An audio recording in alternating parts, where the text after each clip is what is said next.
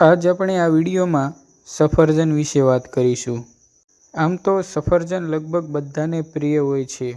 આપણે આ વિડીયોમાં જોઈશું કે સફરજનના શું શું ફાયદા છે અને સાથોસાથ તેના નુકસાન પણ છે અને તેને કેવી રીતે ખાવું જોઈએ, ક્યારે ખાવું જોઈએ. એની પહેલાં જો તમે આ વિડીયો પહેલીવાર જોઈ રહ્યા હોય તો અમારી ચેનલને સબસ્ક્રાઈબ જરૂરથી કરજો અને સાથે સાથે બેલ આઇકન પણ દબાવજો, જેથી આગળ જ્યારે પણ નવો વિડીયો આવે તો તેની નોટિફિકેશન તરત તમને મળી રહે. તો ચાલો શરૂ કરીએ. સફરજનમાં ઘણા પોષક તત્વો છે. સફરજન એક પૌષ્ટિક ફળ છે.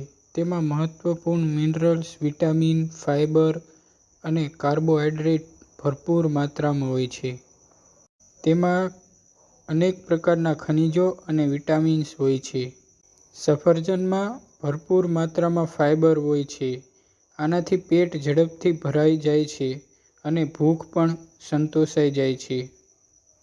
નવેમ્બર 2020માં નેશનલ લાઇબ્રેરી ઓફ મેડિસિન્સમાં પ્રકાશિત થયેલા એક અભ્યાસ અનુસાર, સફરજનનો રસ પીવા કરતાં આખા સફરજન ખાવાથી પેટ ઝડપથી ભરાય છે. આ અભ્યાસમાં કેટલાક લોકોને બે અલગ-અલગ જૂથોમાં વહેંચવામાં આવ્યા. આમાં એક જૂથને સફરજનનો રસ પીવા માટે આપવામાં આવ્યું, જ્યારે બીજા જૂથને આખું સફરજન ખાવામાં આપવામાં આવ્યું. આમાં આખા સફરજન ખાનારા જૂથના લોકોએ વધુ સંતોષ અનુભવ્યો. આ ખાધા પછી લોકોને લાંબા સમય સુધી ભૂખ નથી લાગતી અને ઓછા ખોરાકની જરૂર પડે છે. આ અભ્યાસમાં એ પણ સામે આવ્યું કે આખા સફરજનના સેવનથી સ્થૂળતા ઓછી થાય છે. આ વિડીયોમાં આપણે જોઈશું સફરજનના ફાયદા કેવા કેવા છે, તેના નુકસાન શું છે, તેને કેટલી માત્રામાં ખાવા જોઈએ. તો ચાલો શરૂ કરીએ. સફરજનના ફાયદા. પાચન તંત્ર માટે ફાયદાકારક. સફરજનમાં ફાઇબર ભરપૂર માત્રામાં હોય છે, જે પાચન તંત્રને સ્વસ્થ રાખવામાં મદદ કરે છે. કબજિયાત, એસિડિટી જેવી સમસ્યાઓ દૂર કરવામાં મદદ થાય છે. હૃદય માટે ફાયદાકારક. સફરજનમાં એન્ટીઓક્સિડન્ટ હોય છે જે હૃદય રોગના જોખમને ઘટાડવામાં મદદ કરે છે. તે ખરાબ કોલેસ્ટ્રોલને ઘટાડે છે અને લોહીના દબાણને નિયંત્રણમાં રાખે છે. વજન ઘટાડવામાં મદદરૂપ. સફરજનમાં ફાઇબર હોવાથી તે વજન ઘટાડવામાં મદદ કરે છે. તે લાંબા સમય સુધી પેટ ભરેલું રાખે છે અને ભૂખ ઓછી લાગે છે. ત્વચા માટે ફાયદાકારક. સફરજનમાં વિટામિન ઈ અને ઓક્સિડન્ટ હોય છે જે ત્વચાને નુકસાનથી બચાવે છે અને તેને ચમકદાર બનાવે છે. રોગપ્રતિકારક શક્તિ વધારે. સફરજનમાં વિટામિન સી હોય છે જે રોગપ્રતિકારક શક્તિ વધારવામાં મદદ કરે છે. કેન્સરનું જોખમ ઘટાડે. સફરજનમાં કેટલાક એવા તત્વો હોય છે જે કેન્સરના કોષોના વિકાસને રોકવામાં મદદ કરે છે. હાડકાને મજબૂત બનાવે. સફરજનમાં કેલ્શિયમ હોય છે જે હાડકાને મજબૂત બનાવવામાં મદદ કરે છે. સફરજનના જેટલા ફાયદા છે એટલા જ જો તેને વધુ પ્રમાણમાં સેવન કરવામાં આવે તો નુકસાન પણ થઈ શકે છે.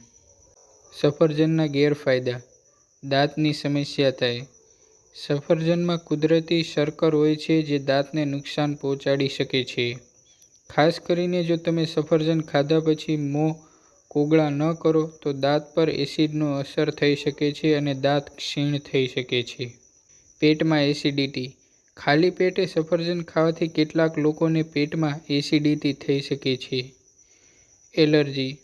કેટલાક લોકોને સફરજનથી એલર્જી હોય છે, જેના કારણે ચામડી પર ફોલ્લા થવા, શ્વાસ લેવામાં તકલીફ વગેરે થઈ શકે છે. સફરજનના બીજ. સફરજનના બીજમાં એમિગ્ડાલિન નામનું તત્વ હોય છે જે શરીરમાં જઈને સાયનાઇડમાં પરિવર્તિત થાય છે. વધુ માત્રામાં સાયનાઇડ શરીર માટે ઝેરી હોઈ શકે છે. વજન વધારો. જો તમે દિવસમાં વધુ પ્રમાણમાં સફરજન ખાઓ છો અને તેની સાથે અન્ય ખાદ્ય પદાર્થ પણ વધુ પ્રમાણમાં લો છો તો તેનાથી વજન વધી શકે છે. કેટલી માત્રામાં સફરજન ખાવું જોઈએ? દરરોજ એક સફરજન ખાવાની સલાહ આપવામાં આવે છે, પરંતુ આ માત્ર એક સામાન્ય માર્ગદર્શન છે. વાસ્તવમાં કેટલી માત્રામાં સફરજન ખાવું જોઈએ તે વ્યક્તિના સ્વાસ્થ્ય, ઉંમર, શારીરિક પ્રવૃત્તિ અને અન્ય આહાર પર આધારિત છે. સામાન્ય રીતે દિવસમાં 1 કે 2 મધ્યમ કદના સફરજન ખાવાથી શરીરને જરૂરી પોષક તત્વો મળી રહે છે. કેટલાક પરિબળો જે સફરજનની માત્રાને પ્રભાવિત કરી શકે છે. વજન ઘટાડવા. જો તમે વજન ઘટાડવા માંગતા હોય તો તમે દિવસમાં 1 થી વધુ સફરજન ખાઈ શકો છો. ડાયાબિટીસમાં. ડાયાબિટીસના દર્દીઓએ સફરજનની માત્રા પર નજર રાખવી જોઈએ કારણ કે તેમાં કુદરતી શર્કર હોય છે. પેટની સમસ્યા. જો તમને પેટમાં એસિડિટી થતી હોય તો સવારે ખાલી પેટે સફરજન ન ખાવું જોઈએ. અન્ય આહાર. જો તમે દિવસભરમાં અન્ય ફળો અને શાકભાજી પણ ખાતા હોય તો સફરજનની માત્રા ઓછી રાખી શકાય.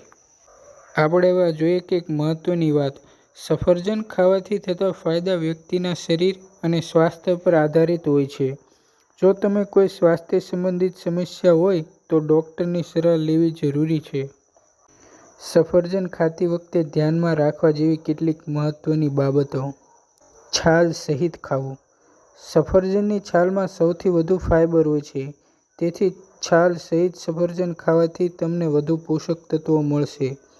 જોકે જો સફરજન ઓર્ગેનિક ન હોય ધોઈને જ ખાવું જોઈએ. તાજું સફરજન ખાવું. તાજા સફરજનમાં પોષક તત્વો વધુ પ્રમાણમાં હોય છે. તો આ હતા સફરજનના ફાયદા. જો તમને વિડીયોમાં કંઈક સારું લાગ્યું હોય અથવા ગમ્યું હોય તો લાઈક અને સબસ્ક્રાઇબ જરૂરથી કરજો. Thanks for watching.